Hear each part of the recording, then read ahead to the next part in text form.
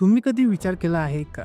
कबुतरांना दाणे खाऊ घालणं तुमच्यासाठी किती धोकादायक ठरू शकतं. तुम्हाला हे जाणून आश्चर्य वाटेल की मुंबई हायकोर्टाने नुकतंच कबुतरांना दाणे खाऊ घालण्यावर बंदी घातली आहे. पण या मागचं कारण काय आहे? चला जाणून घेऊया. मुंबईतील अनेक रुग्णालयांनी एक गोष्ट लक्षात घेतली. अचानकपणे फुफ्फुसाशी संबंधित आजारांचे रुग्ण वाढू लागले होते. ही वाढ तब्बल 30% होती. यामागचे काय कारण असावं याचा शोध घेतला असता डॉक्टरांना कळलं की याचं मुख्य कारण कबूतर आहेत. मुंबईमध्ये अनेक ठिकाणी कबूतरखाना आहेत जिथे दररोज हजारो लोक कबुतरांना दाणे खाऊ घालतात. यामुळे कबुतरांची संख्या खूप वेगाने वाढली आहे. पण कबूतर धोकादायक कसे? कबुतरांच्या विष्ठेमध्ये आणि पिसांमध्ये एक प्रकारचा फंगस असतो. हा फंगस श्वास घेताना आपल्या फुफ्फुसांमध्ये जातो. यामुळे फुफ्फुसांमध्ये इन्फेक्शन आणि हायपरसेन्सिटिव्हिटी, न्यूमोनिटिस यासारखे गंभीर आजार होऊ शकतात. जर यावर वेळेवर उपचार केले नाही तर रुग्णाचा जीवही जाऊ शकतो. म्हणूनच कबुतरांना दाणे खाऊ घालण्याऐवजी निसर्गाला त्याचं काम करू देणं जास्त महत्त्वाचं आहे.